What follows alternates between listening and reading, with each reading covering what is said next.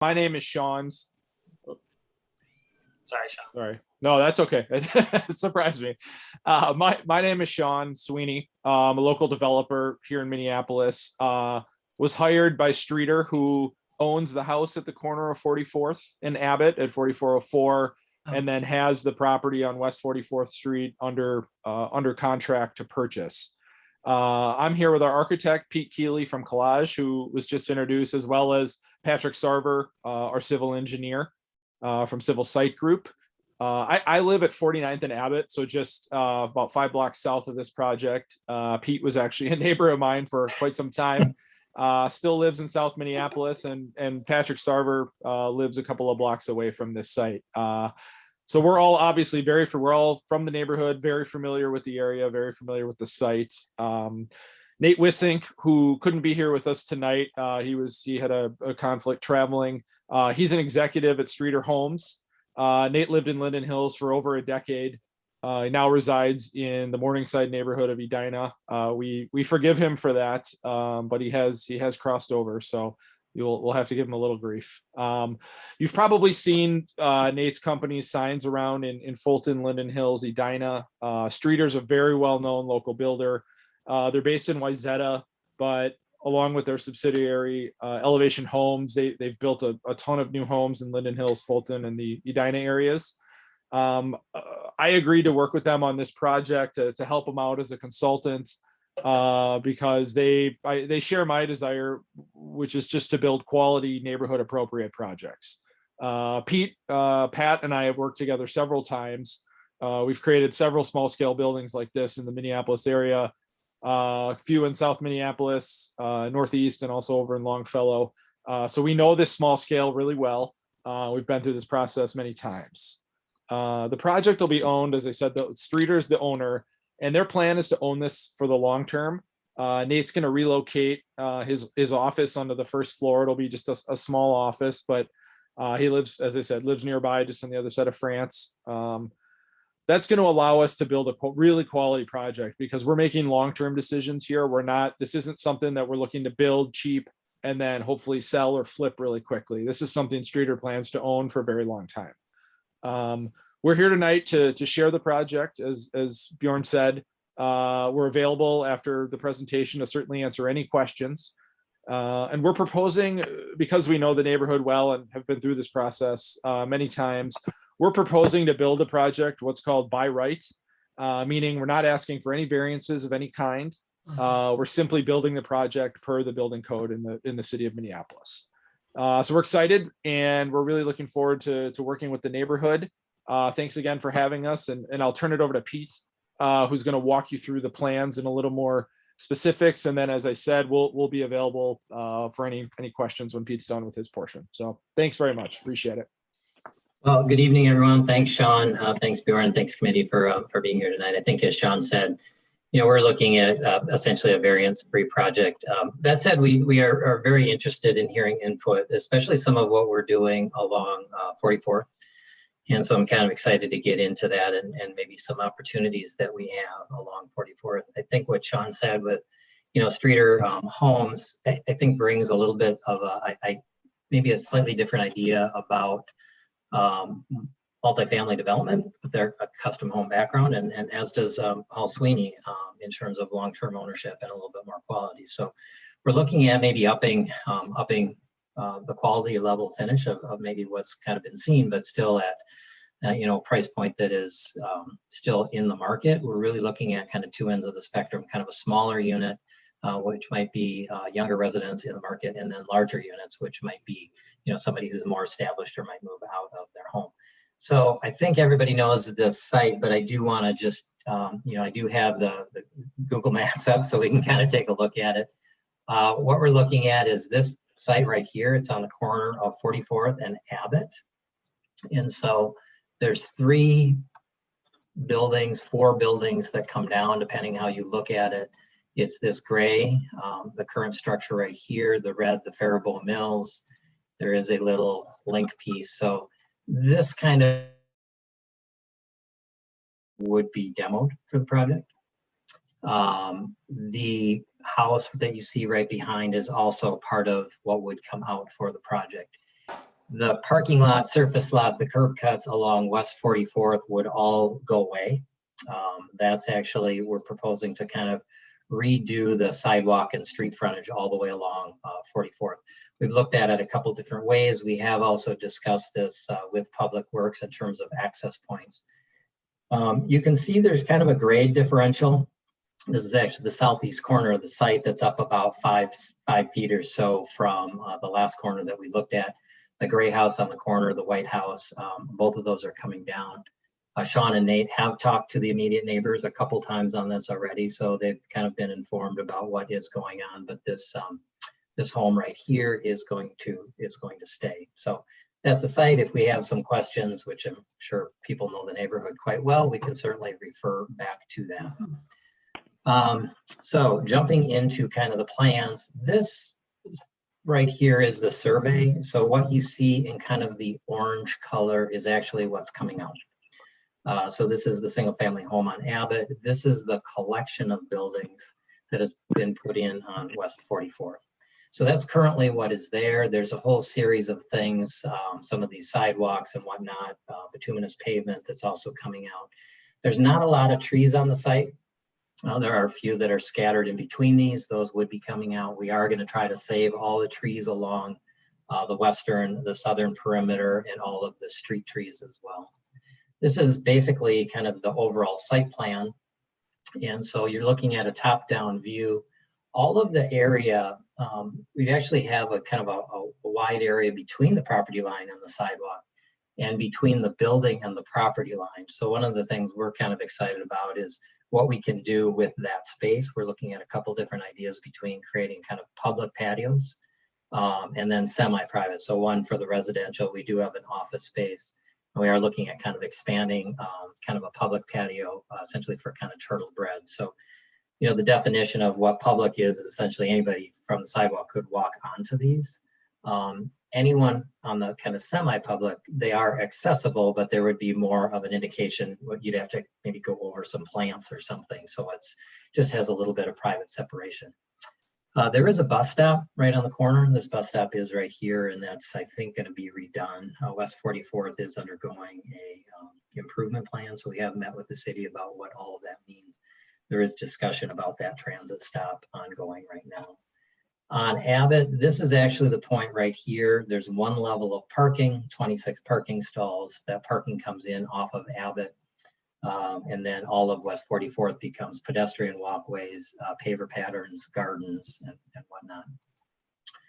So the front of the building is right here. So anything that you kind of see in orange is the common residential area. So this is our lobby. When you come into the lobby, we've got fitness, mail packages, and kind of a work from home space. What you're seeing on the top of this image and kind of the gray is actually patio space, gardens, and green space. And then we've got 26 parking stalls that are tucked behind all of this on the side, or on the south side. This is actually, I was going to dive a little bit. I know one of the questions that kind of came up on from the neighborhood group was actually kind of on grading. So I did want to walk through that a little bit and certainly have this for questions and answers. But we do have it's actually about 5 feet from one corner to the next. Right where we're proposing the driveway is actually about 3 feet, a little over 3.5 feet. The building is going to be set up just a little bit above the corner on Abbott and 44th, which is going to put it a little bit higher on the west side of the project. We have placed a driveway between two of the trees right here, so we don't have to take those two street trees out. Now the building itself, I should probably back up because I think this is probably a question. 32 units. So we've got 32 residential units, 26 internal parking stalls. The units are made up of a combination of larger units and smaller units. The four corners and the top floor, the fourth floor, are actually made up of larger units. So we range from about 1,095 to 1,215 square feet. These are two bedroom den. And the interior units are kind of smaller one bedrooms towards the north side. Those will have some kind of nice views of 44th. As you get up, you actually catch a couple downtown views, but mostly it's just the greenery of the neighborhood. And then on the south side, it does step back and in a little bit. And those are kind of smaller units. What we're finding in the marketplace is that it's kind of both ends of the spectrum, is that there's people looking for some affordability and some kind of what we might call more natural affordability, which is being able to deliver slightly smaller units at decent prices that are kind of in the affordable range for somebody who wants to move into the neighborhood. And at the other end is people who might have homes in the neighborhood that might want to go to more of a maintenance-free living. Maybe they have a second home somewhere else, they're coming back. It could be a wide variety of people, but we're really kind of seeing that range on a lot of the projects throughout the neighborhoods, is that it's kind of both ends of that. Somebody who's maybe just trying to get started and somebody might have a little bit more income. So we're trying to provide for both of those scenarios in the project. So this is the second and third floor plan. The fourth floor actually steps back. So there are some roof decks up on the north side. All of these do have balconies on the south side and on the corners as well. We're looking at doing kind of basically a brick, a mostly brick building. We do have brick and metal and a lot of glass. The first floor is all very active space. So I should back up. I'm going to back up. What I didn't kind of note here is we do have an office space. Actually, Nate's probably going to put his office there as kind of a streeter portion right here. And you are seeing that in this front elevation, that this is part of that office space. So those spaces will spill out into the public areas, kind of some tables and benches, as well as having some public areas that people from the neighborhood can kind of use. So we've got kind of an expanded pedestrian realm, garden, green area in front of the building. So what you're looking at here is kind of a majority brick facade, balconies that are inset, very large windows, the top floor, roof deck, some greenery, some planters, a lot of glass, and some sunscreen. And these are all kind of step back roof decks. This is what would be the northwest corner. So Turtle Bread is actually just off the screen to the right. The old restaurant space is kind of sitting right there. We've got a small space in between. We actually have this will be planted in greenery as we go through that portion right there, but that's the west end of the building. Straight on elevation, this is kind of, how the building looks. 4 stories, top floor step back. First floor is actually stepped in. That also increases kind of the public space in front of that building as well. So really trying to green that up and create some outdoor spaces and some activity and vitality along West 44th. And then this is the southwest corner. So this is the point where the garage door is kind of coming in right at this point. This portion actually rises up a little bit. It does step back on the 4th floor a little bit. We do have kind of balconies on the corner. And then brick wrapping around the side of this building as well, or the side of this facade as well.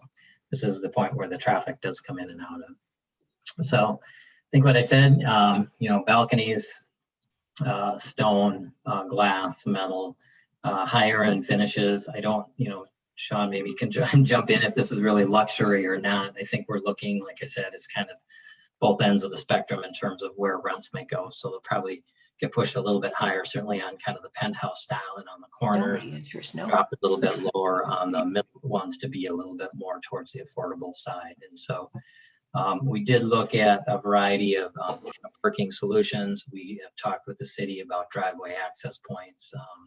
There was some discussion about, doing some underground parking in addition to this. There are some site constraints for that one, certainly access points on West 44th, which was somewhat problematic with the city. But I think it also is cost problematic. And so I feel like the cost is better spent going back into the units and to keep the units just a little bit lower price point. And in addition to that, be able to offer some of the outdoor spaces.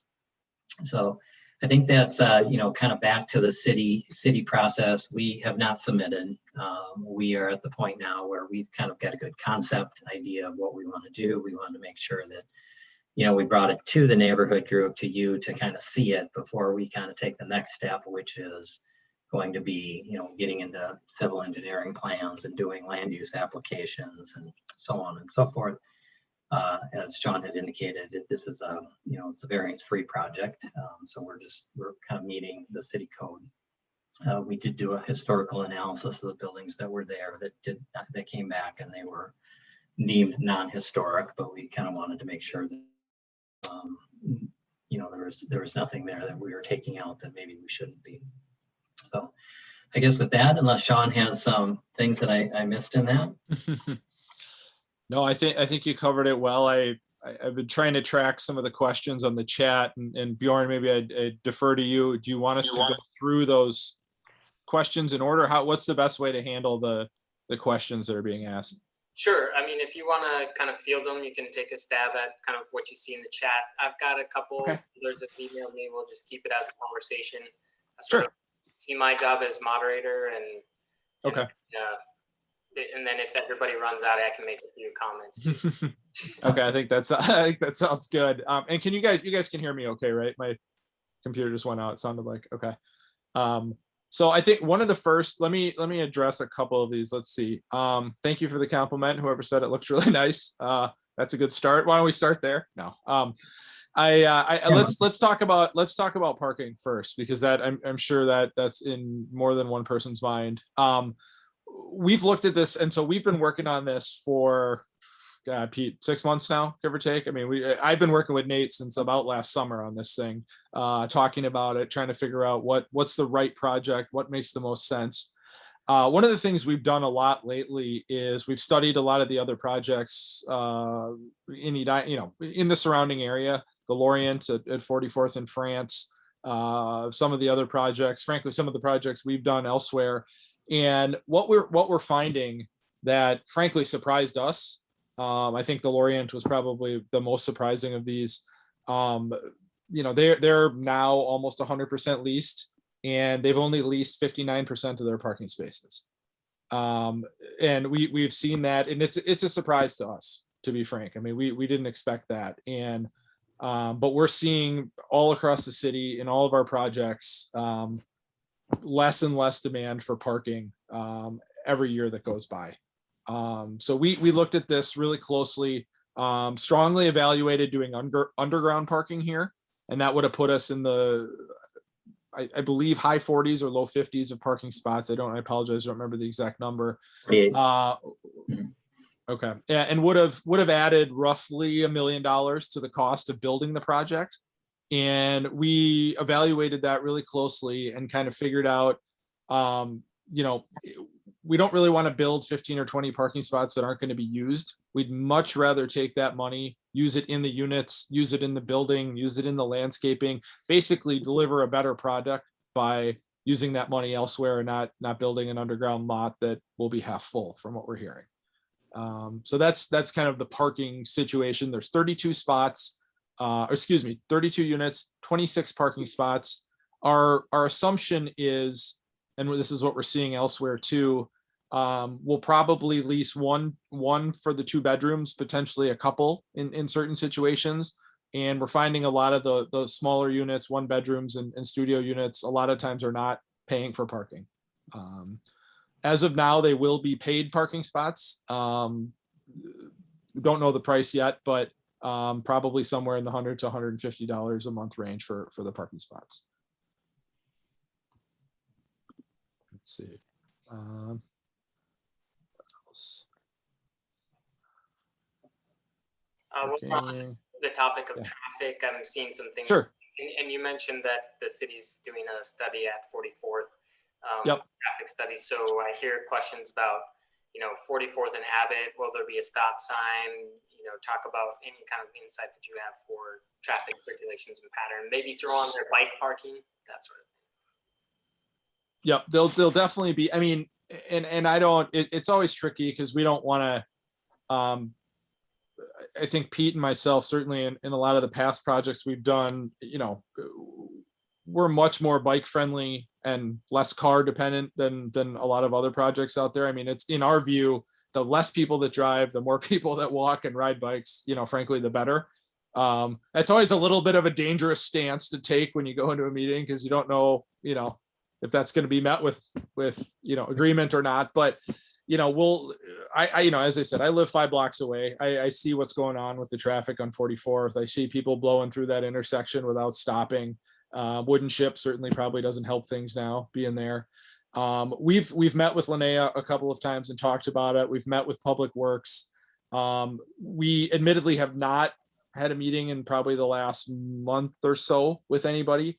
The neighbors, you know, to the south informed us that Linnea and the group said it may or may not be a priority to the city as a whole.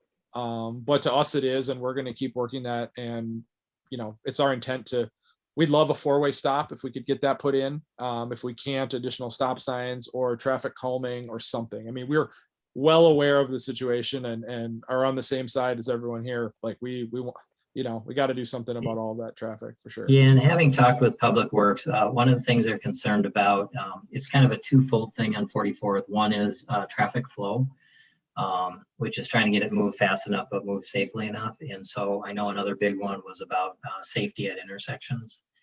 And so I know the four-way stop did come up. I'm sorry, not the four-way, just the stop. It's just a two-way.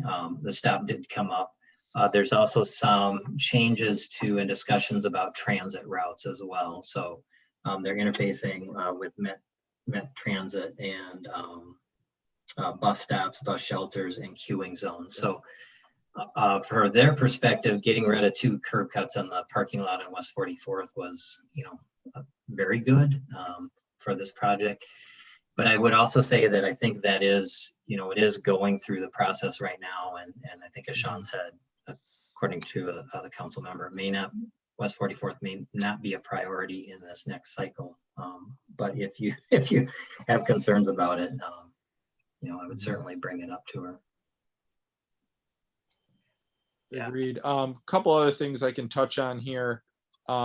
Just a quick one, an easy one. Yes, we'll definitely have electric vehicle chargers. Done that in every project I've built so far, and I'll certainly make sure that Streeter agrees with me on that. We'll probably have a couple, two to four available. Let me backtrack to the bike parking a little bit. Oh yeah, go for it. There's 3 versions of the bike parking that's going to happen. It will be at essentially greater than 1-to-1, 1 per unit. But there's exterior bike parking, which is going to be for visitors. There's interior, long-term, and interior ease of parking. So the long-term might be up on racks. And then there'll be ease of parking, which is bike parking on the ground for kind of your daily commuters. It's easier to get in and out. And then some safer long-term storage for those who have bikes that they don't like to put on racks. Perfect. One other question I can just see that's here. Just the anticipated timeline. I think that's a good one. We haven't touched on that yet. So thank you, Julie, for that question.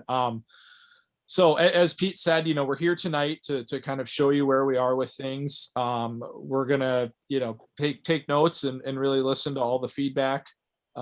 Take that back and obviously discuss it with Nate, talk through it. Figure out what you know we can tweak if we are going to tweak anything, and then at some point we will, as Pete said, put together a formal land use application that will go into the city sometime this fall. And what that's going to do is that basically starts the official city approval process. Once we submit that, we'll then be at a planning commission hearing roughly 30 to 45 days after that. Kind of depends on the city schedule. I don't know exactly when the cutoffs are each month, but so sometime later this fall or winter will kind of be the planning commission. Once we've gone through the planning commission, we will start on our what are called our construction documents, our design development and construction documents. That'll take us another 3 to 4 to 5 months, just kind of depending on how long everything takes to shake out. And as of right now, the goal is to start construction on this next April. So we'll go through the summer, finish the summer, go through the fall, and start sometime in the spring, most likely. So that's the anticipated schedule for that. The construction will take probably a little bit less than a year. Given the smaller size of this building, it'll take a little bit less than a year. The thought will be the units will be available for lease then the spring of what will be then 2023.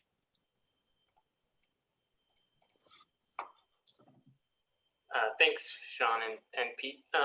So a couple questions that have come through other channels would be about, can you talk about affordability, access, disability, all the kind of equitable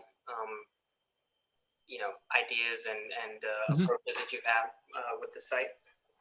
Sure. I'll touch on a couple things, and then Pete, maybe you can talk about some of the ADA and other things that are a part of the project. As far as the project goes, as Pete said, we're balancing obviously the economics of making it work with also providing. It's very tough to use the word affordable if it's not a city sanctioned, federal tax credit affordable housing project. So we say we try to make the smaller units accessible for more people.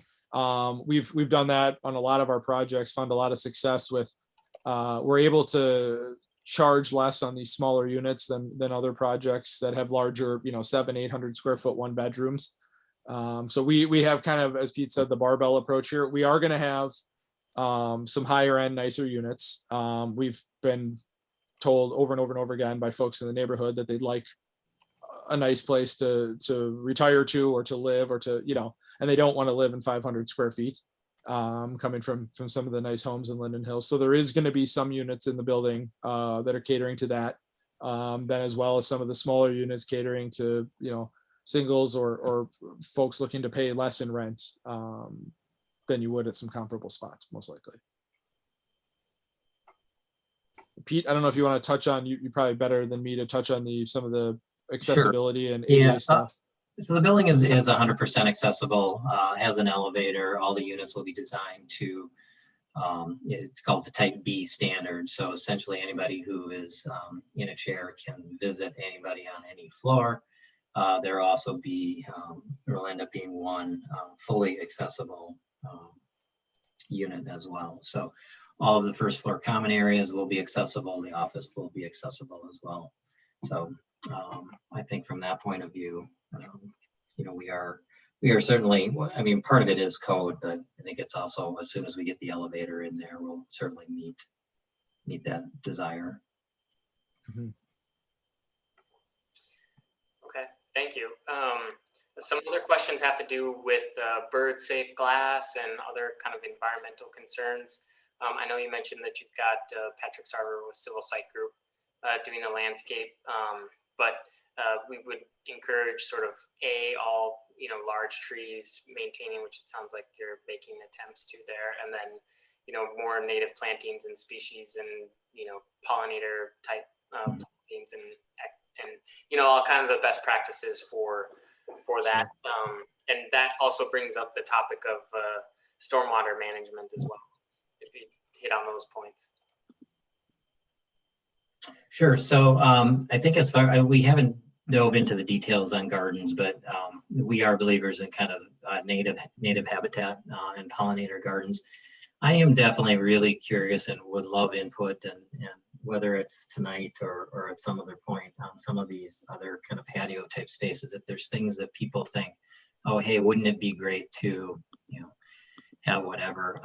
We think the ability to kind of have maybe some benches, but have the paved areas. So these would be pervious pavers, as well as gardens, kind of in pollinator gardens, and love to find a way to get some artwork in here as well, to kind of really create that pedestrian realm along 44th.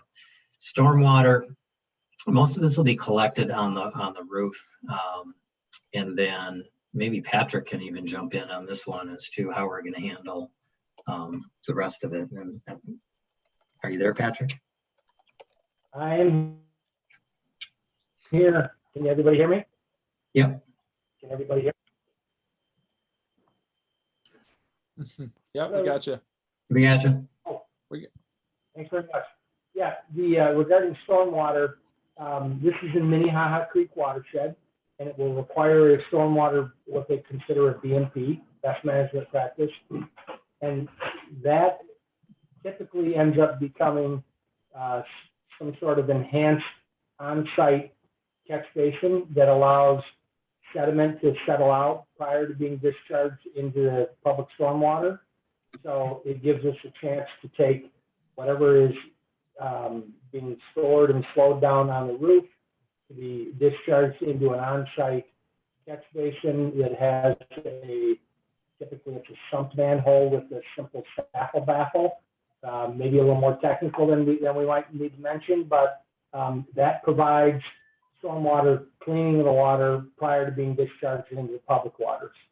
And it meets the stormwater requirements for the Minnehaha Creek watershed. Awesome. Thank you, Patrick. Appreciate it. Thank you.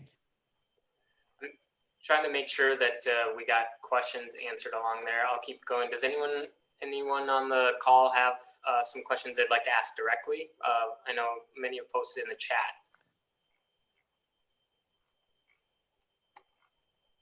Judy, Tom, Steve?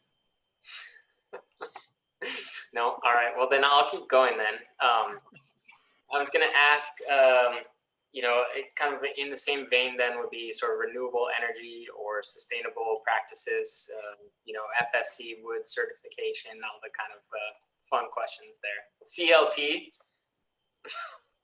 I would love to do CLT. For those who don't know, cross-laminated timber, so it would be kind of an exposed timber ceiling.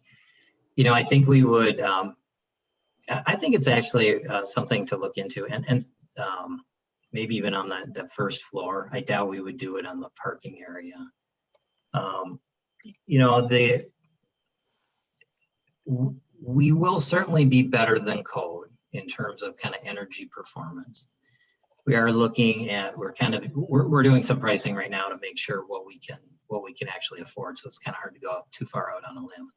But I think our desire is certainly to do, you know, a better insulated envelope, better windows, better than what, but you know, better than standard, and then really kind of increase the level of the mechanical system. So we've been doing some market research. Lorient had you know, individual furnaces, which we're trying to get in, high efficiency of furnaces. So I think we're actually going to do a range of mechanical systems here, just because of how these are going to perform between the different units. It's probably not a one size fits all. So it's going to be essentially efficiency of units, efficiency of lighting, LED lighting, motion sensors, and then, as you know, highly insulated of an envelope as we can do. I don't think there's anything right now in terms of doing anything kind of above and beyond. Kind of directly to your question, certifications or any of those. We'll do best practices, better than standard, but probably not to any of those certification sorts of levels. Okay. Well, I have a personal bent towards avoiding plastics, and you know, using as much timber and mass timber is a really great, particularly for our area, as much as we can promote that. And so I totally understand the market constraints and parameters, but it is a growing thing, and jumping on and developing that expertise, perhaps there's some synergy that can grow into other projects. So I would be a huge proponent of that, totally outside of what's required here. So all good. Let's see, has any sort of solar study or analysis been done in terms of effects on neighboring projects? And you do kind of benefit from 44th there, but concept. Oh, they have. I do not have that loaded up. I will, I can certainly send you, we just did the sun study today, so I do have that piece of information that I can send you. So I'll forward that on to you, and you can post that.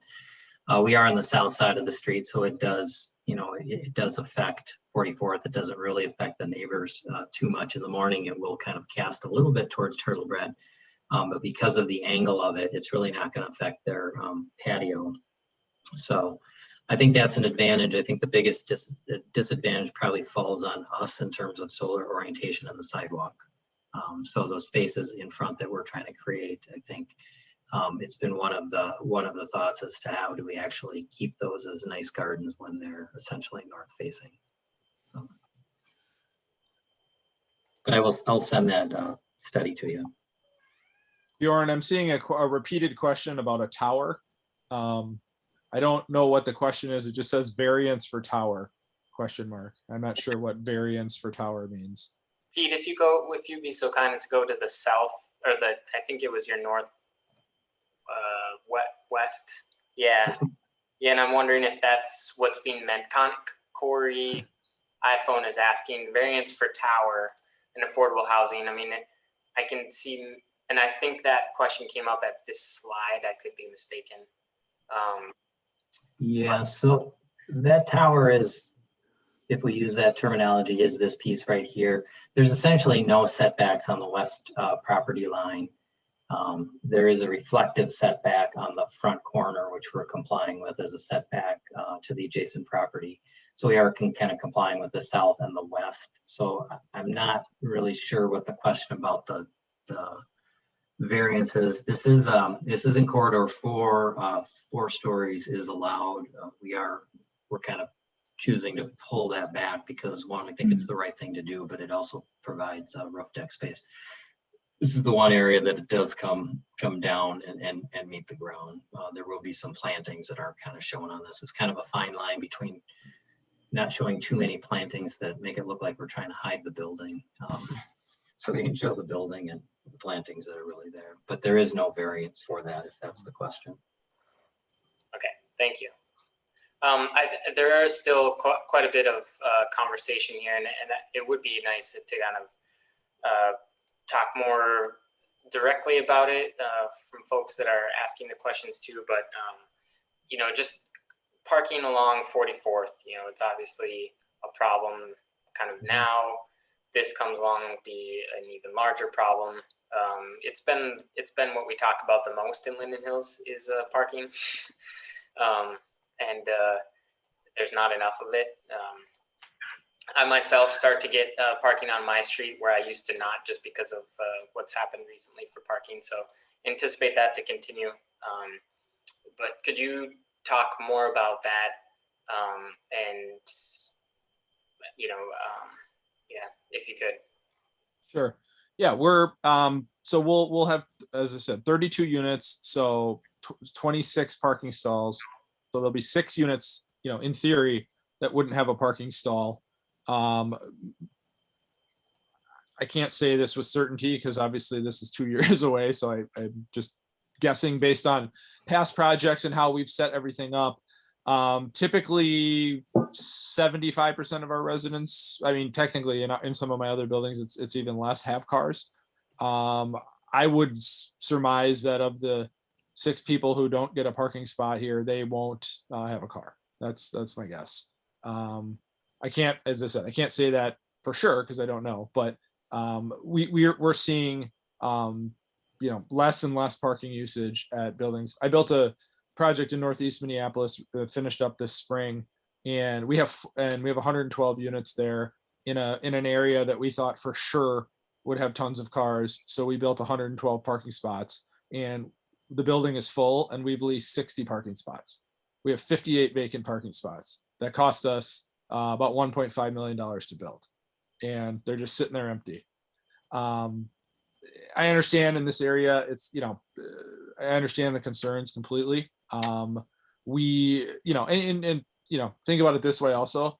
Obviously, from a market standpoint, we can't build a project that we don't think will get leased by tenants. So we have to take that into account when we are deciding how many parking spots per unit and all those other things. And I'll tell you, we're pretty comfortable with this ratio here. I think we should be fine parking wise.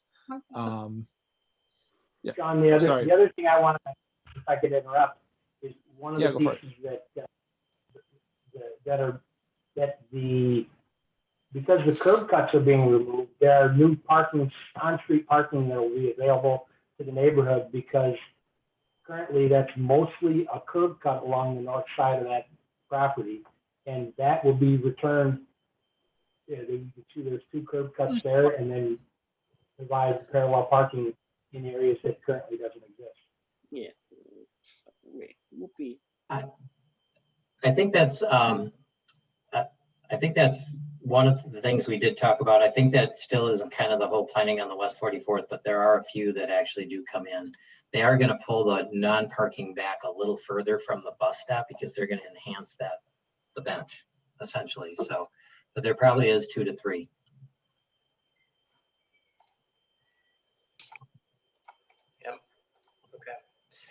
Well, I do want to reiterate, just, I mean, I think it probably goes without saying, and frankly, I'm also a little bit of the opinion that even as we get autonomous vehicles and things like that, that we'll end up with more cars than less cars overall, because now my grandma and my peanut butter and jelly sandwich can make it to where they need to go without me having to do it. But in any case, I think it's a big concern. Maybe not so much as a part of the project, because I know that you're hitting all the city's targets, but the city, that's something that we would stress as a community, that parking hurts and will continue to do so. And I guess the one hard part here is the impact that it could be on the businesses, Turbread, Penny's, it is Cafe Saris and the other businesses, Flower Shop and whatnot that are on there. That may be in conflict with parking here. I've met, I'll tell you, Bjorn, for what it's worth, I've met with all three of those owners and they're all excited about the project because they're looking at it and saying, I got 32 new customers right down the street. But I understand, yeah, parking is an issue, and you know, it is in every neighborhood in every city in America, and it's unfortunate. I mean, to your point, Bjorn, I think you said it very well. It's a bigger issue than just one project. I mean, it's more of a global, we need to do things a little bit differently type of issue. But yeah, I hear what you guys are saying and understand that. There's a couple other questions here about the Turtlebread parking across the street that's got a sign on it. I actually don't believe it's a public parking lot, but is there a possibility of permit parking? Are there other schemes that you could take as part of the project to, basically contain that parking, if you will? Mm-hmm. Sure. Yeah. I mean, to be frank, I don't know what they are off the top of my head, but I think we're hearing everybody loud and clear about parking. So we will certainly look into all these available options and see what's out there. Hi, this is Jesse Lorenz. I'd like to interject for just a second. I've heard a lot about parking concerns, but I just looked on the Metro Transit website, and it looks like this apartment building is actually going to be immediately adjacent to a Metro E-line stop. So as I understand it, that means that there will be buses stopping right there every 10 minutes. So I would think that this is a great addition. This is exactly where we should be building housing in our ward so that people can take those buses downtown. This is really wonderful. I'm surprised to hear some of the concerns. I know there are some people on the environment committee that are complaining about there not being enough parking. And I'm surprised that the environment committee doesn't wholeheartedly support this, especially in light of the report that was just released today about the radical changes that we need to make so that, my children's future isn't jeopardized on the planet. I really feel like all this concern about parking should take a backseat to that. So I want to say that because I haven't heard anyone express that viewpoint so far. And, the people in Linden Hills are not unanimous in being concerned about parking. Thanks. Thanks a lot, Jesse. Actually, you bring a great point to the table. I know actually Linden Hills, as I understand, is sort of underrepresented in using public transit. And this project does absolutely represent a way into that, of course. So thank you. I do want to say one thing on the parking itself. One of the things we've been doing, because I think the world of parking and cars is going to change dramatically, and we don't really know what that means. I mean, it may mean more autonomous and less parking needs. So we've actually been building in flexibility on the parking space behind so that there's a long-term future for that space. It could be parking today, but in 10 years, it might be converted over to something else, 10, 20, 50, I don't know. So we're just trying to leave the flexibility in that it's clear, high open space, relatively flat, and, kind of let the next group of people be able to adapt it if they can, if it makes sense. Thanks, Pete. Well, we have about 9 minutes left kind of allocated for this topic. I do have one more, which would just be about the volume of it. I would probably have the opinion that it's a little bit out of scale for what's happening. Certainly fits within the city code, as I understand. comments for me also, the kind of use of parking at grade is kind of a question mark. It sounds like you've been through some analysis on that. But I'd just like to hear your thoughts on, someone asked it earlier about how do you see it tying into the adjacent buildings and the existing fabric of 44th Street? Well, I think, I think it's a great question. And there's always, I think, a question about, what time are we looking at, what that fabric is today versus tomorrow versus the future. I do think 44th is going to kind of change and grow over time. And especially as we get a little closer in kind of Sunnyside area is going to be, that's already a little bit larger. So I do think the fourth floor setback is really going to be a lot less visible from the street. We've actually shown this from the, from further away, which is going to be more visible. And so I do think that part is done to kind of reduce it. We did increase the setback from the property line to kind of soften the front edge of that and to be able to create just kind of a little bit more green space. And to some degree, once you get over that kind of second, third story, it's, I think it's going to be big, but not overly scaled, if that, if that's meaningful in any way. I mean, the houses at 2.5 stories are, kind of in that zone. Some of the smaller houses, yes, I think there's probably going to be a little bit higher. It is going to be a little bit larger than Turtlebread. Turtlebread will essentially kind of come up to that first level. Part of the reason of keeping the glass and trying to make all of that glass and open on the first level is actually to keep that consistency of storefront, essentially, so that all of the retail businesses kind of on 44th kind of have this street rhythm and storefront. So even though they are one-story buildings, it's kind of a consistency of the glass and the street frontage that will begin to tie some of those together. Thank you. I see a question, Bjorn, if it's okay. I'm not clear what it is, but from Corey, our children play in this neighborhood and potentially adding 32 apartments worry. Oh, I'm sorry. That's a comment. It's not I thought it was a question. All of the units, the last question, will be for lease. Right now, they're not scheduled to be for sale. They're going to be for lease. And there's been a couple of questions about how many people will occupy the 32 units total. We've got a mix of different units: studios, 1 bedrooms, and 2 bedrooms. We have, let's see, I can't do the math of the number of bedrooms off the top of my head, but we'll have roughly at a maximum somewhere in the 40 to 45 people here range. Might be less. I could see certainly some of the 2 bedrooms being leased by a 1 person as well, given the area. And one final one is to bring up the transformer issue, and with electric vehicles, there's a fair amount of power lines sitting in front of here. Do you see how that, or do you have a plan in place already, or thinking about that at the moment? Yeah, we've been meeting with Excel and CenturyLink and all the various folks. So we're figuring something out here.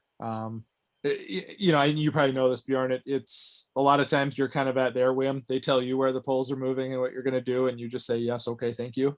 But we're in conversations with them right now, waiting to get some feedback as to what's going to happen. Well, I would urge you to double question if they ask or suggest that they can do a pole mounted transformer. Yeah, we'll see. It's funny. We just finished a project in Northeast where we had a transformer out front. They then came back like a week before the project was finished and told us you have to pole mount it.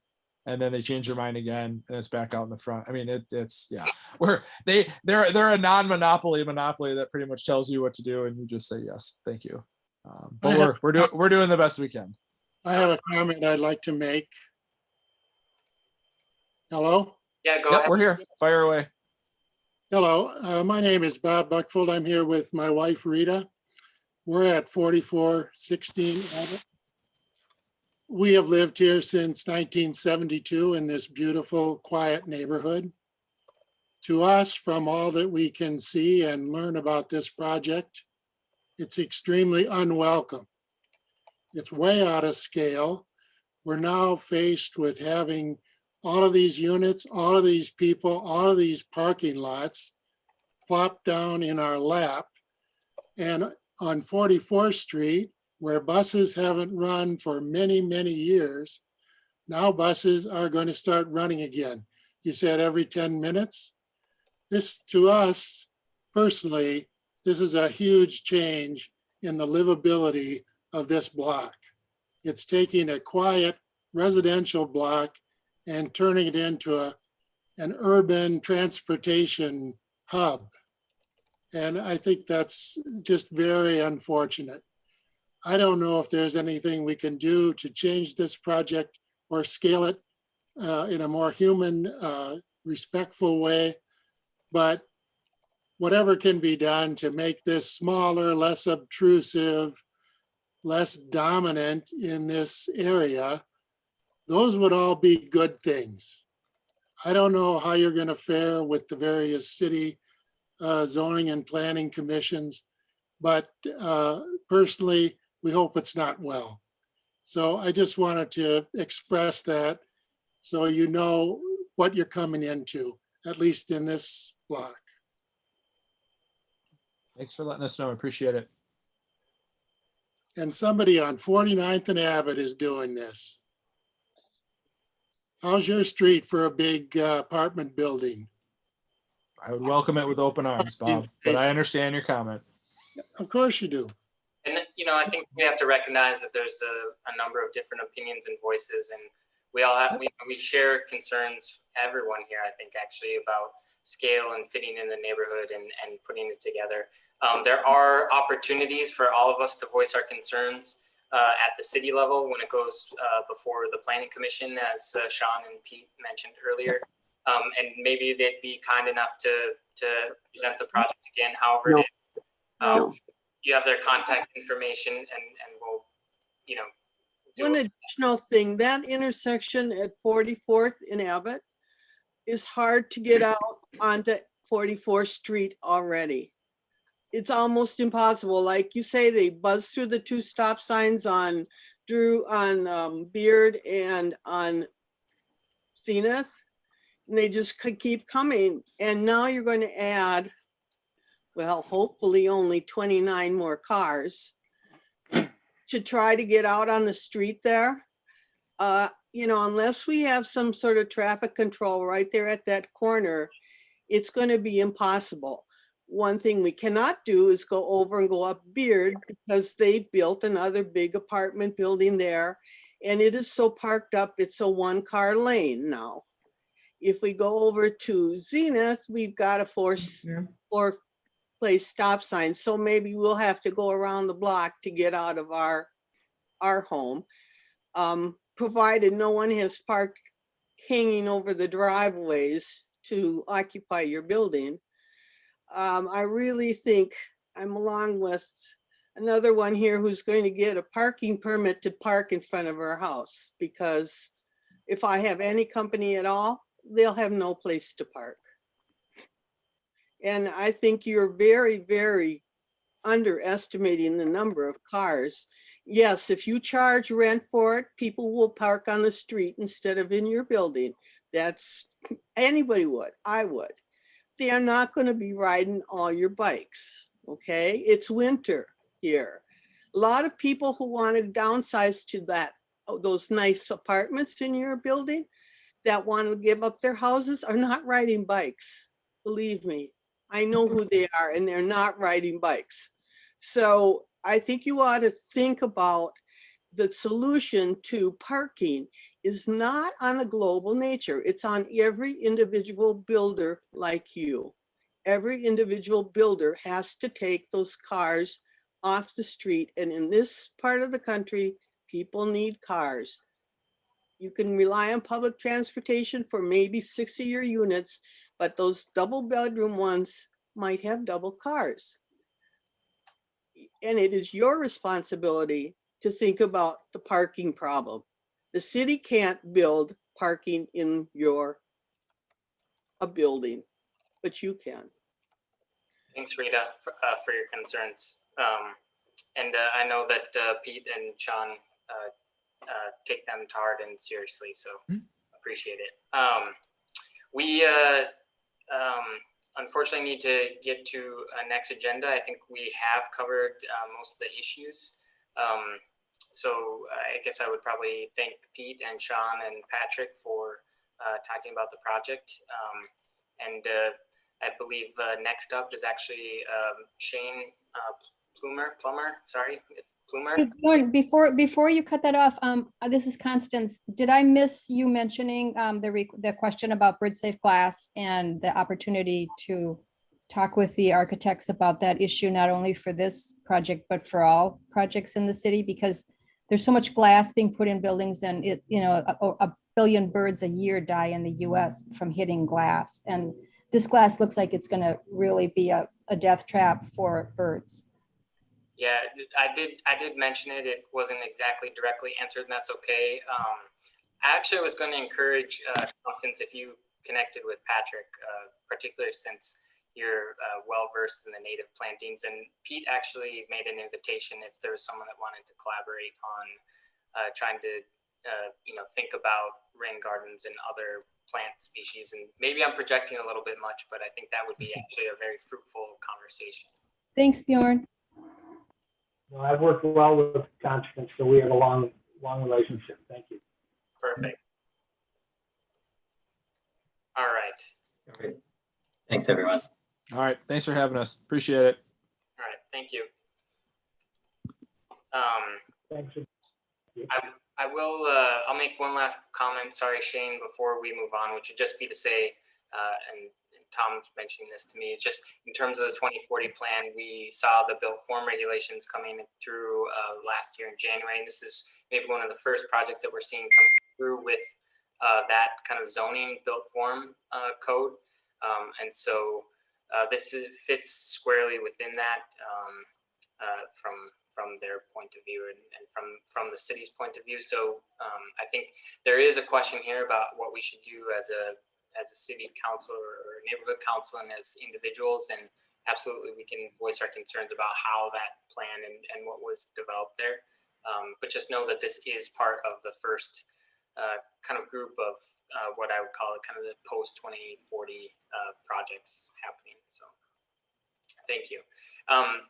We're running out of time, so I'm going to turn over to Shane, actually. Sorry. Thanks, Shane, for making it today. I think, sorry, are you on, Shane? Can you unmute or mute?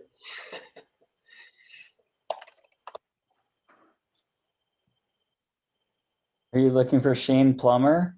Yeah, and John. Okay. I'm Jason Stinson. I'm actually the contractor who filled out the variance application. I know Shane's on because I just got a message. But. Okay, well, great, thanks. Could you take a few moments to describe your project or the variance, and then we'll have some questions and move on from there. Is that okay? Yes, that'd be great. The variance, I actually, if I can share the screen, I can show you that's probably the easiest way to explain what we're looking for. Hi, everyone. Sorry, I finally just got reconnected. Sorry, Jason, to interrupt. So my name's Shane Plummer. I own this place at 3748 West Bidet-Makaska, along with Bridget Kratz. She's out of town right now, so otherwise she would be here and would have a few things to say. We understand that the neighborhood association would like to hear from us.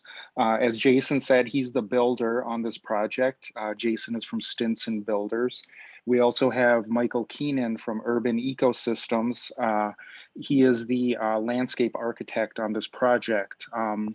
So because there is, we have our front lawn that is right across the street from Thomas Beach. We're not right on the lake, we're across the street from the lake. And we have some plans to restore our front lawn area with a lot of native plants.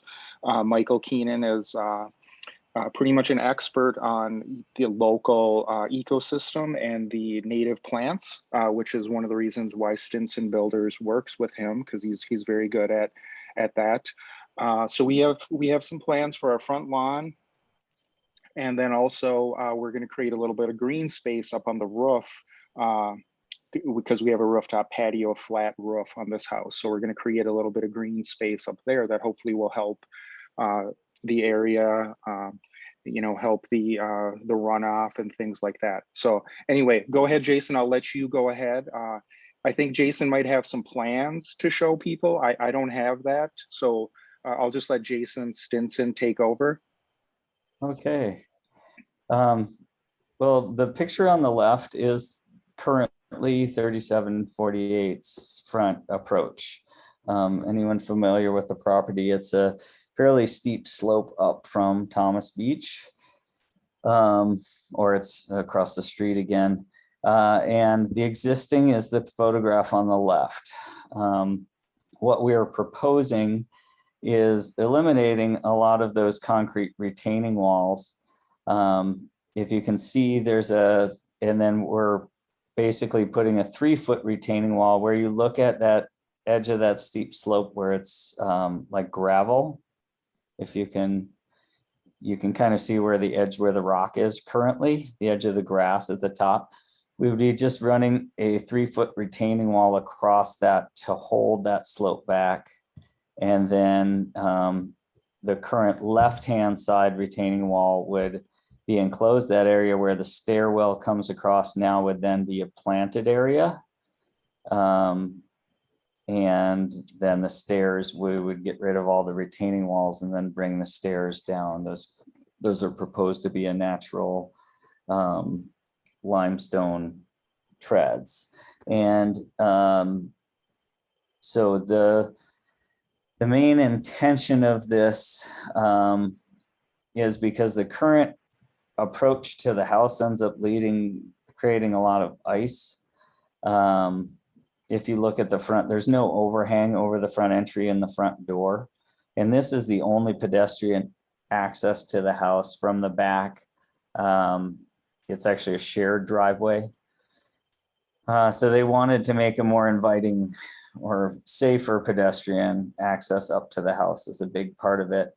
The other things that Shane already mentioned is we're planning on holding more water on the site and reducing any runoff from the site. And that's part of Michael Keenan's specialty is actually, he's written a book on wetland plantings and he actually teaches at the University of Minnesota as well. So this will give a place to take any of the hardcover surface water that's coming down from the roof, which Shane said we're actually reducing because we're taking some of the current areas that aren't deck and adding a green roof up in that area.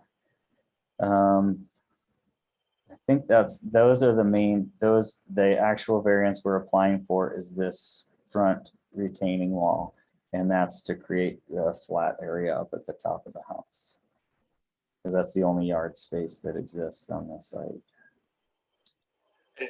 And just to follow up then, thanks for that that discussion and showing us the project.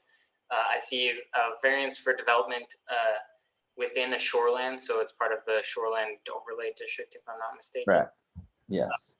A variance to construct a retaining wall that does not maintain natural grade in a required front yard, and a variance to construct raised planting beds closer than 5 feet to a front or corner side property line or interior side property line, or exceeding 3 feet in height. Okay. Okay. And so you're coming to us to ask if we would be in favor or support of Correct. that request for variances. And we've worked with the city initially. I wasn't aware it was in a shoreline overlay area. So we've worked with the city and basically only minimized our ask and variances that the city is willing to recommend to the Board of Adjusters at the variance meeting.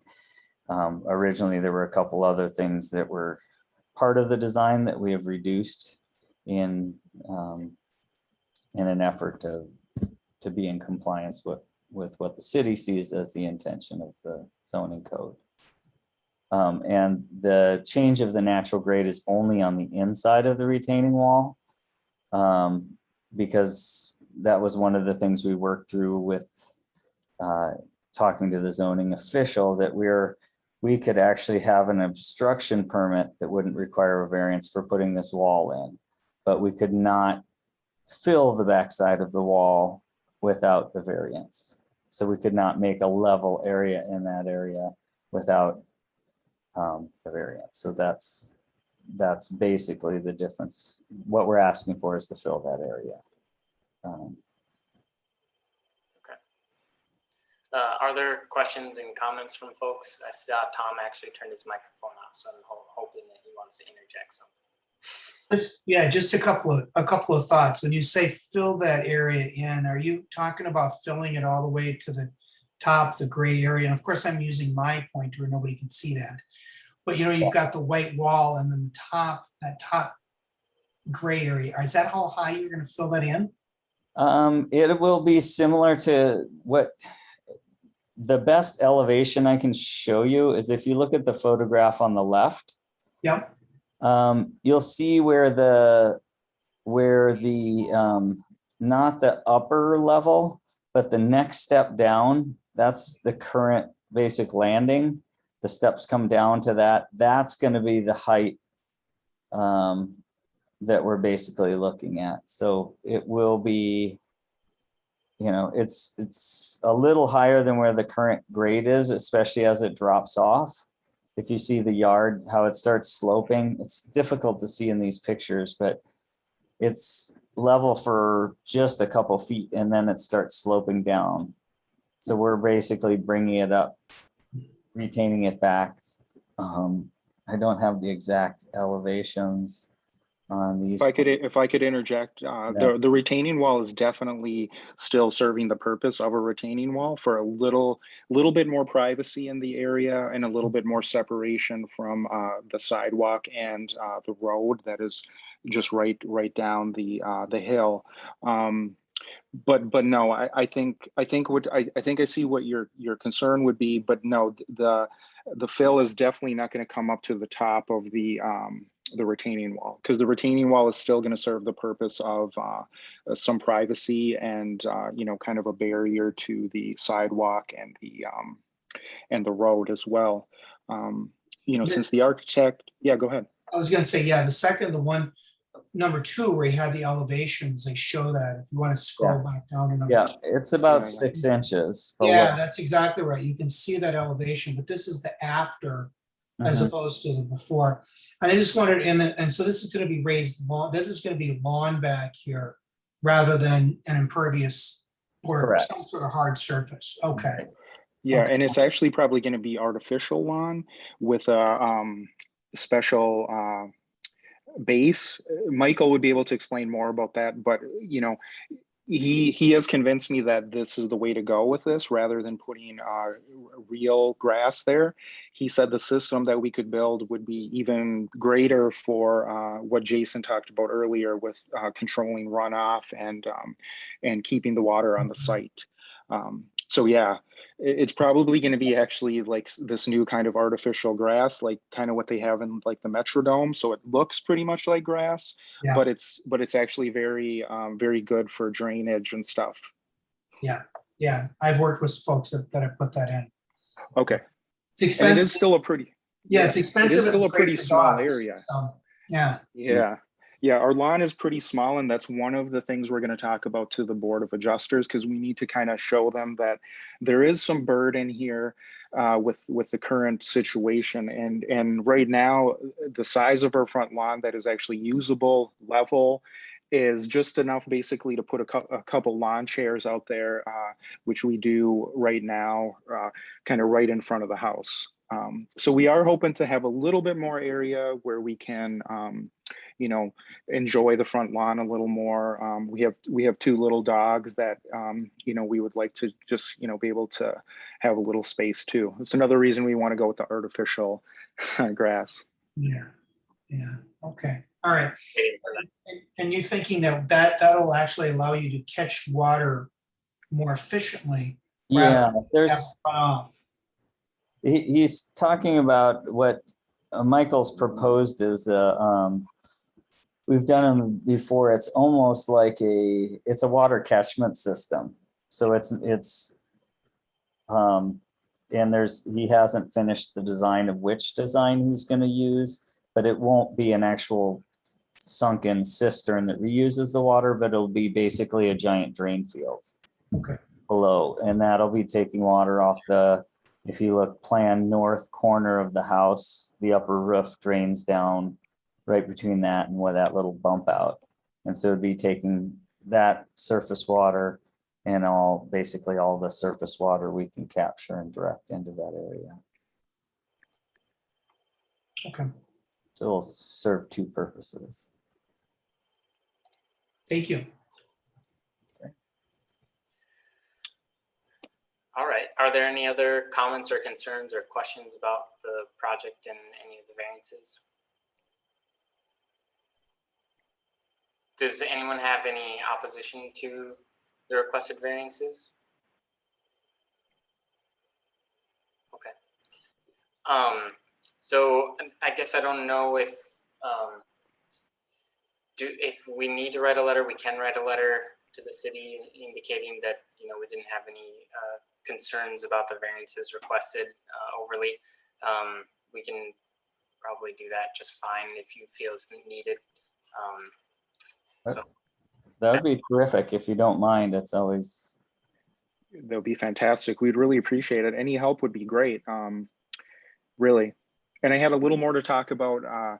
One of, I believe Becky it was, who sent some questions regarding kind of equity issues. And I was going to address that a little bit if you wanted to let me. Sure. So my heritage is Native American. I'm a member of a local tribe.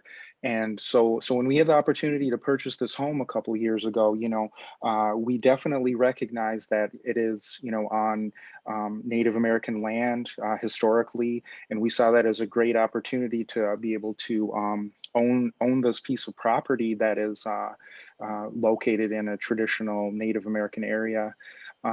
We don't have it's not a very large property, of course, as if you know the area. Our house is actually kind of small, one of the smaller homes on the block and stuff. But again, it's still, we love it. We have this connection to the lake and to the history. If in our home, we've collected a lot of Native American art.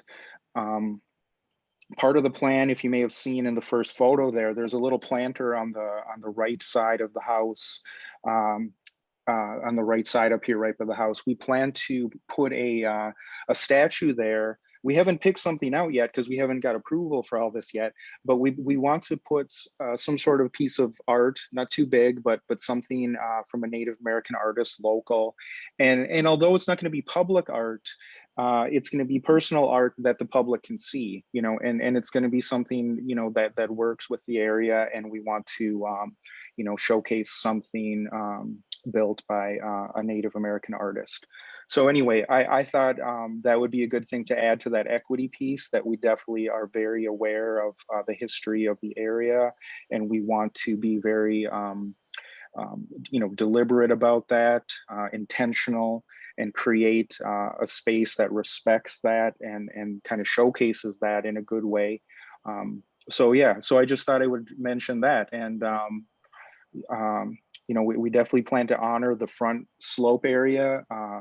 If we had Michael's photos, he could go into exactly what he plans to plant there, but it's definitely very native to the area plants. He's really good at that, and it's going to look very beautiful, much better than it looks right now. Right now, there's basically just a few evergreens that were planted there about 5 years ago, and it doesn't look that great. It's not very native to the area, and they actually don't fit. They don't fit the landscape at all right now. So we definitely plan to make the whole area look much better, and it's gonna flow and fit in to both of our neighbors, both on the corner and the one to the right. So I just wanted to address that. Yeah, perfect. Thanks, Cheyenne. I actually highly applaud the art effort there. That's thank you. Good testament. And in terms of kind of the best practices, we appreciate also kind of native plantings, erosion control protection. It sounds like you have experts and consultants working on that. We'll rely on that a fair amount. Okay, well, thank you. Any other closing Thank you. thoughts? No, Judy? No, Well, thank you. we'll draft something up and send it along for you. Okay, we Thank you so appreciate much. it. A Thank good you. project. Thank you. Thank you guys. We're very, very much. Okay, we really appreciate your time. Thank you. Enjoy the rooftop. That looks pretty cool. We hope to. We hope to. There you go. Thanks. Thank you. Right. Have a good night, folks. Thanks. All right, one last order of business here, and that's Heather Faulkner. I don't see her on though, and we kind of I guess I did push her to 8:30, so we may kind of sit on that for a little bit just to see if she'd like to join us. And that was for a question along, or kind of a proposal for a variance or some sort of parking thing along Queen Avenue. I really don't know what it is. Heather would discuss a little bit more about it, but you know, parking. So I guess that means that we are free to talk about any other business. I think the kind of the main piece as well tonight was a variance for the transformer at the Beard Avenue project that happened a while back. And so I guess I wanted to actually connect with you, Tom and Steve, about what was sort of relevant or prudent there. Excel said there was a pole mount, now it's a transformer on the ground. They need a variance because it needs 10 feet and all the rest. And so it's put back there where otherwise they would have had to cut a little bit away from the building at the time. It's kind of like they built it too big and it got built and it's done, and it's a lot of work to undo it, to redo it. I always really get frustrated with that kind of situation. I'm really not quite sure what the neighborhood has to say about it other than we're frustrated and it should have been planned ahead for or something like that. But I'd be curious your thoughts and Steve's thoughts and Lauren's and Judy's. Can you say that address again, please? It's 44 something or other Beard Avenue, 4413. It's that new apartment building project on the backside. Sorry, let me go get it for you. And I also took a photo while I was out there the other day. I don't know if I'm gonna find it. Okay, so I'm not gonna find it. The photo or the address? The photo. The photo. I'm working on the address too.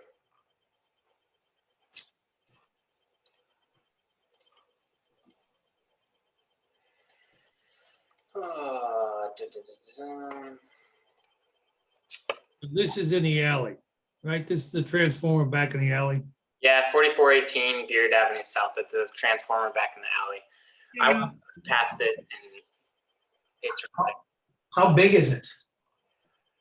a big transformer. I don't see it. I don't really understand how it was a question that it was going to be on a pole at some point in time. So I guess I'm very curious about the, the process there. But I guess in some ways it was a little reassuring, and I don't know whether they talked ahead of time, but Sean Sweeney is not the same person as Alex Geezy, even though it's the same architect, and he had the same comment about Excel. So I really don't know what to say, whether there's any, you can pin it on anything along the way.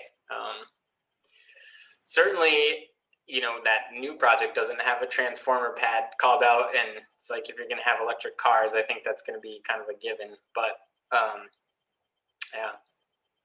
I wonder if the purpose of the transformer is not just a step down for that building. It's probably a step down to service that whole node, right? The buildings. That to me would seem to be the issue, is that you have an increase of power utilization on the whole area there. I mean, you have Sarah's that went in up there. I mean, there's been a bunch of changes to buildings and modernizations. So I don't know, part of me says I'm not surprised. Seems to me like the electrical infrastructure around here is a little bit fragile anyway. You lose power here. You know what I mean? Yeah, totally. And frankly, from my perspective, it's probably a city question. Like, if they put it there now, you can't get a fire truck in, or There's some larger other planning metric there, but in terms of the neighborhood or neighbors, I'm struggling to see that we should really take it on as an issue to champion or fight against. So I don't know what the inspection requirements are by the fire department. And if it inhibits the ability of the fire department to be in the alley, to me, it's a different story, right? That's a safety of life issue. I don't know how that's done. I don't know if the city, I really honestly have no idea how the city or the fire department ever checks on stuff unless we ask the question. Probably all we can do.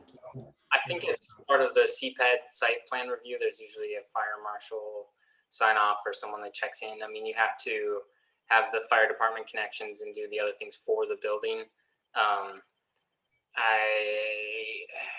I guess they probably had the transformer in their construction documents when they finally submitted them.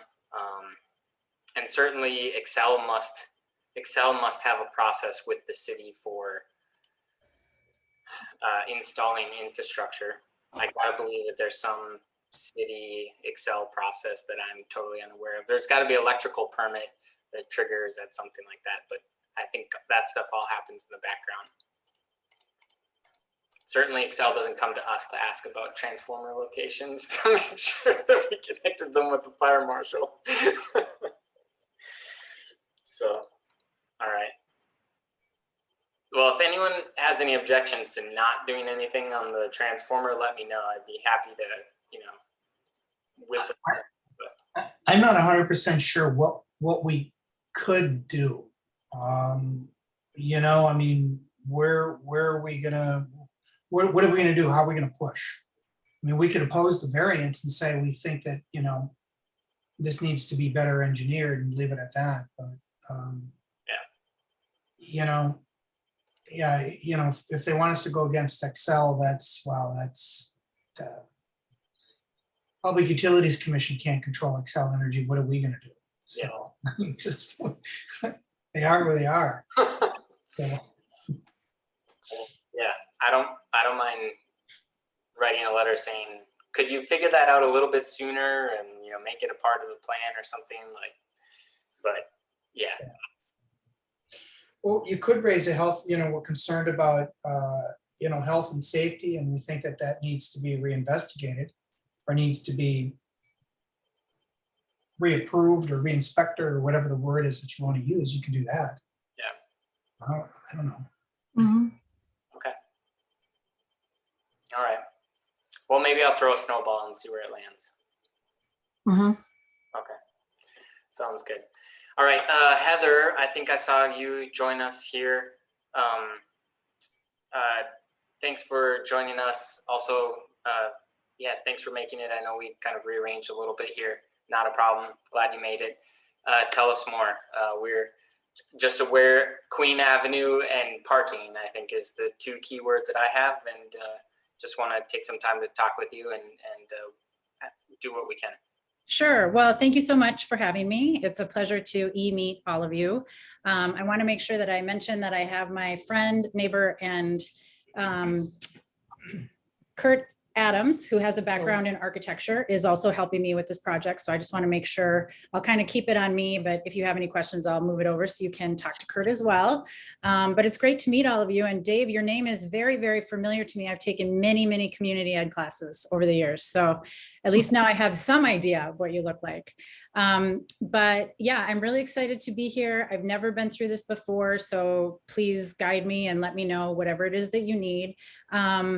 I am applying for a variance to get parking at my house. It's an extremely unique setup in that we are really a great example of how the 2040 plan could work well, even though we were built in the 19-teens. So in the early part of the last century, we actually have two separate dwellings on our lot, and they are each owned by individual owners. I own the cottage, which is located in the back. And in front of me, there is a duplex, which has individual owners for each duplex. And so the nature of the lot is I'm a little landlocked back here. And at the time, the the property was developed, there was no allowance for any kind of parking for my unit, but yep. Could you tell us what the address is for? Oh, yeah, absolutely. I'm sorry. It's 4050 Queen Avenue South. Thank you. Sorry to interrupt. No, that's okay. I thought you had the materials, so I apologize if that wasn't clear. So I am literally, if you all know where the trolley is. So if you go to the end of the trolley line away from 44th Street, my immediate across the street neighbor is the last house before the right of way for the trolley line begins. So if that helps you kind of picture it, that's where I'm at. So I'm right across from the trolley line and just up from the bandshell. And if you have really, really good hearing, you might hear the bandshell concert wrapping up right now because it's just about to get over. And it was not the Minnesota Pops tonight. I can tell you that right now. It was a rock band. So that's where I'm located. It's an absolutely fabulous location. I love it. The one challenge really is just the parking because we are a one-way. And we have the additional issue of with the trolley line being there, that takes out a very large chunk of parking on our street. And so it's an absolutely fabulous location, but the parking has always been a real challenge. And so that's why I'm moving forward with a variance to get a parking pad in the front lawn, which is the actual variance that I'm requesting.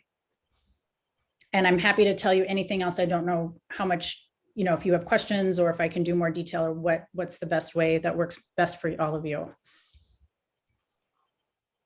So it would be in the front lawn of the building in front of the duplex, right? Yep, that's right. And there actually is a garage located right now. One of the things I wanted to mention, so when I was talking about the initial property development, the duplex has parking. They each have their own garage with a driveway slot in front of it. And so there actually is a garage in front of the property right now. Okay. Is this, I have it on screen, I believe. Yeah. Yep. Okay. Yeah, you do. Yeah. So this is the garage that you're referring to here. Yep. And then they propose parking. And then just for clarification, then to folks,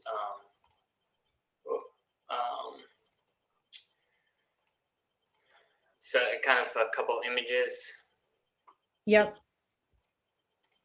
for that. And there, I'm presuming that this is an indication of the materiality or the. Yeah, exactly. Yeah, I don't want to just put down a concrete slab. I want to, both for aesthetic reasons as well as maintaining permeability, I would like to do it with pavers. And my neighbors actually, who recently completed a garage, did something very, very similar, my immediate neighbors to the south.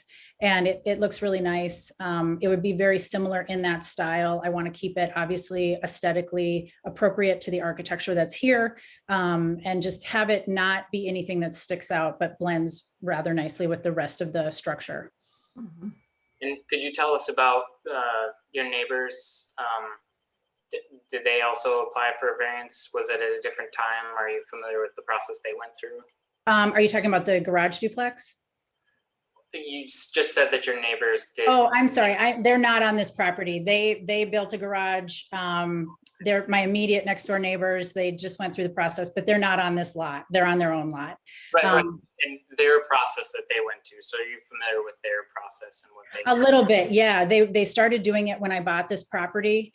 And they actually put in a 2-car garage, and there was nothing in existence there before. They dug out the hill and had a structure built there. It's kind of tucked into the hill a little bit.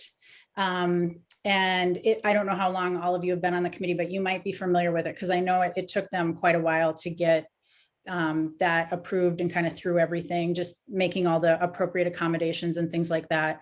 So they do have a 2-car garage there, and then they've got the pavers and the nice stone retaining wall in front of their garage. Okay, so it was a little bit more complex than yours. Just absolutely, much more complex. Yeah, night and day. This is just pavers. I just wanted to say it's kind of in keeping with what's already been happening on the street. So I think that's nice aesthetically. Okay. I guess I'd probably open it up to some conversation. I'm not seeing exactly exact variance that you're after? Yeah, I'm sorry. It was in the actual application that I thought I forwarded it to you, but let me pull that up for you. Hang on one second here.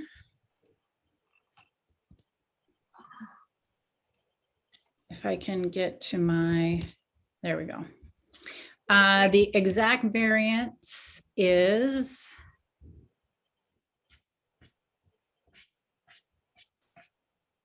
it's parking on a front lawn. I apologize. I thought I had that right here. Here we go. The actual 541.610. Yep, thank you. There it is. Yep, Okay, there it thank you is. very Okay, much. yep. Yes, it's in my application. Thank you for that. I'm scrolling through all my documents to find it here. I know what it's called, but I couldn't tell you the number, so There's the number. thank you. So a question for you, you've got you've got the, the plat that Bjorn had put up, but then there's a second plat with a CIC 1528. Is this property owned by you right now, or is this part of the is this common property, or how's that working? Yeah, so it's a very small condominium association. Yep. And I am one of the owners, and then Yep. there are two owners. There's two owners for each floor of the duplex. And Okay. it's in an association. Yep. Okay, yep. But the property that you're proposing to make is the parking in front, is that is that your personal property? In other words, associated with your condo, or is that part of the common interest community property? It's common interest community property. Yep. Okay, so would anybody then in the community be able to park there? No, because the way that we have it set up now is I don't have any access to the duplex garages. It's written into the bylaws that those garages are owned by the individual duplex owners. And so the idea would be the same for this, that it would be associated with my property. Okay. Okay.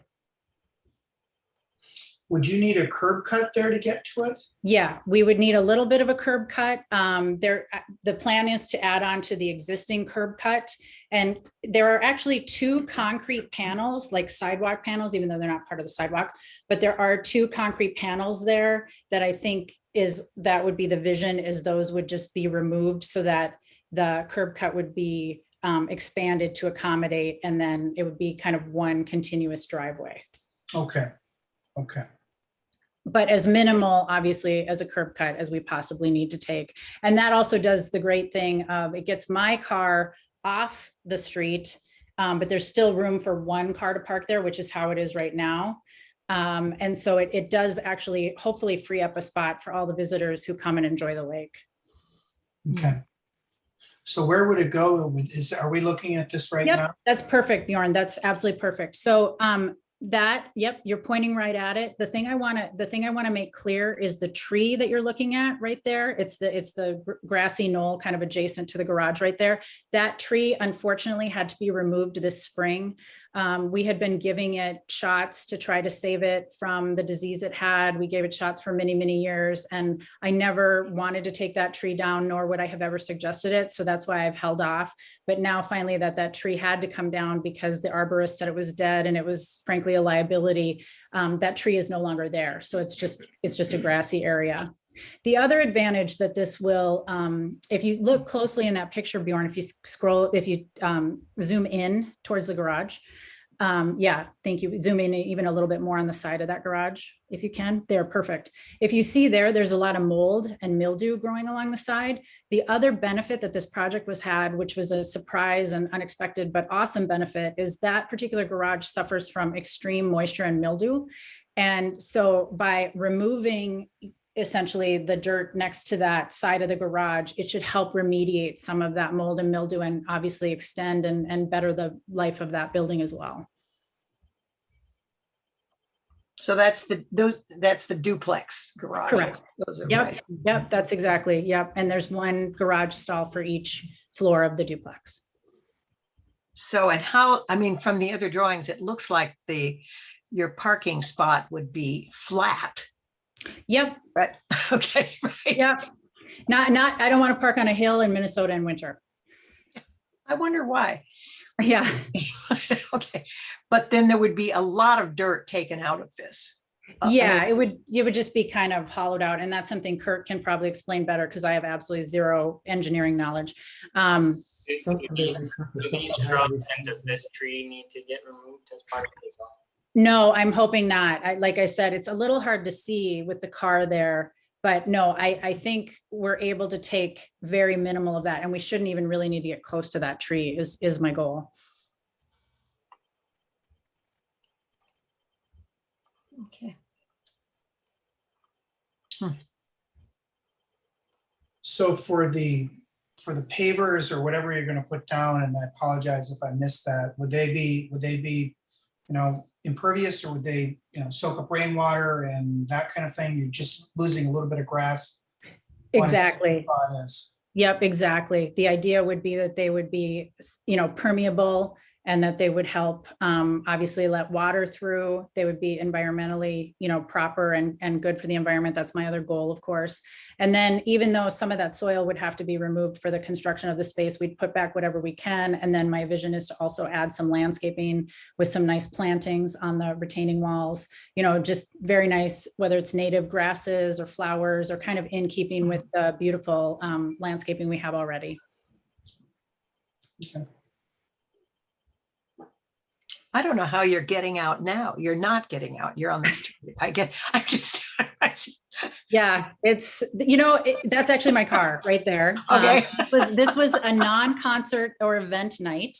When there's nothing going on the bench, it's usually okay. But when 5,000 people all descend on the lake at the same time, you can imagine, you all live in the neighborhood, you know how that goes. So. Yep. Okay. I guess from folks, are there other points of conversation to have? I'm trying to think here. I mean, the tree's gone. That's a big deal. Sounds, I'm water retention, water filtration. That's a big concern as well. It sounds like it's probably maybe even improved since it's not creating a runoff situation. Yep. Let's see. Seems walkable. It's cars. I guess, I don't know, it kind of meets all the balances. It seems like it's precedent along and down the street as well. Actually, probably just a quick walk through here probably shows a few, I'm guessing. Yep. So I guess I don't see any obvious concerns or fears from that. So does anyone have any opposition to the proposed variance? No, absolutely not. And if you look across the street, you can see that the same parking's right there. Yeah. Right Yep. Same arrangement. Oh, yeah. Yeah. See, thank you for pointing that out. That's actually a really good example. It won't be that large, obviously, and it'll be a little more tucked away, so it'll be less visible, but that's it. That's it right there. If you can match that fencing, that'd be perfect. I'm sorry, could you say that again? Will it be the curb cut? So my question is, so in this drawing right here, or this picture that we just saw with the other van, there's no curb cut for that parking. He's got the brick and then there's curb. Yep. So if we do this, what you just showed on your side, now we have 3 spaces of curb cut. The question for me is curb cut. Yeah, no, I hear you. And actually, that's a really great question. And I've actually talked to my neighbor about it, who has kind of that non-conforming thing happening across the street. If you see, Bjorn, your pointer's actually perfect. If you see those two, that's just like a concrete panel right there. So my vision would be that's as much curb cut as we add, and then they can it's just an extension of that current driveway, but it's enough of an angle that they can get in there safely and with minimal disruption. No, I understand. I think this is like precedent is really what I don't have an issue if you park the car there, everything makes sense.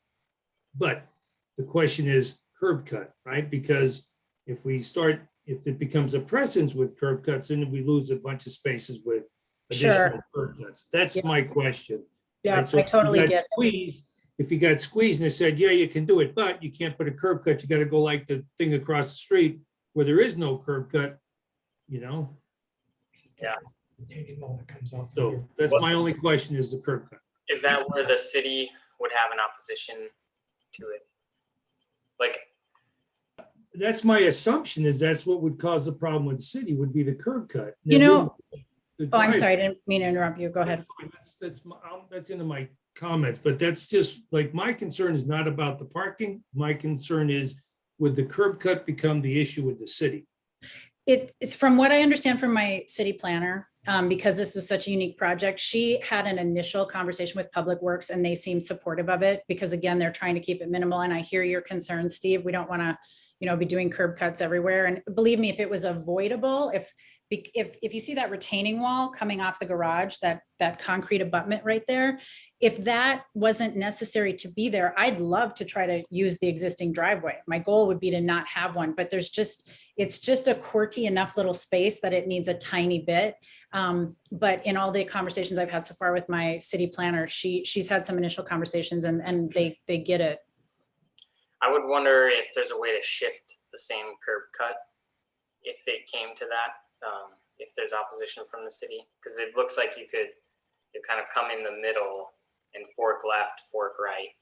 Okay, sure. If it got to that, or it's a discussion that for the city on the curb cut, but right, that's where I was thinking was worst came to worst, shifted, so you got basically the center stall where the van is in the picture that has full cut, half cut right, half cut left, and then you swing in. Yep. Yeah. I think it's a good idea. I have no opposition to your idea. Yeah. Great. Thanks for bringing that up, Steve. It's always helpful when we can help them. It's really helpful for me because I've never gone through the process. So everything I learn is new. So I'm glad you flagged that because now I'm aware in case it should come up with the city. Yeah, great. Well, and is it autonomous vehicle proof? That's my follow-up question. I'm sorry, is it what? Autonomous vehicle proof, like can Google know how to drive into your driveway? Oh, that I don't know, probably. I mean, they'll find a way. Like LiDAR detective proof or something?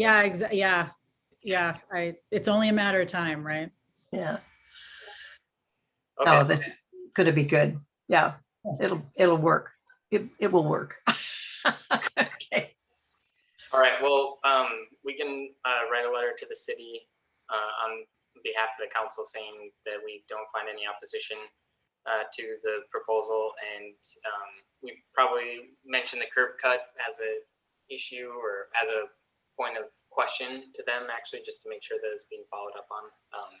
Yeah, I in fact, I'm having that conversation with my city planner tomorrow, so. Okay. Yeah. But there's probably ways around it, and Yeah, and good suggestions if it comes to that. Okay. Well, great. Well, thank you. It was a pleasure to meet all of you, and hopefully we'll be able to see you in person out in the neighborhood soon.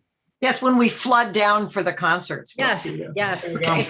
Okay. Yes, it is. It's like, that's exactly what it is. But please come. Good luck. Thank you. Thank you. Thanks a lot. Okay. Bye-bye. Have a good night. Bye. Okay, folks, we did it. We made it to the end. Yeah, good job, Bjorn. Corey is still on. Huh? There you go. Corey is still on, I think. Hi, Corey. Are you still there? Otherwise, I might remove you. I think she is. It's always hard because then it's like Zoom gets you like a black card kind of thing. So I don't really like to remove people. So then I'm not seeing any new message from her. I've been corresponding with her for a bit before, but I see her iPhone still on here. But anyway, okay. Well, I'd like to, Corey, I'm going to remove you in 30 seconds. I hate because I feel like you got to prove that you're not a robot 100 times.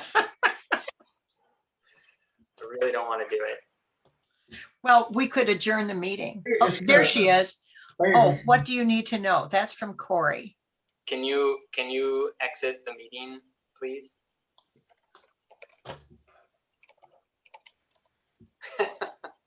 I will just ask her that. Okay.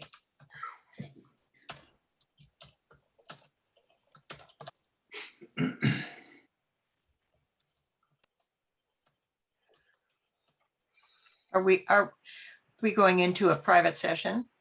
Well, I don't know, just why not? I can stop recording. Okay.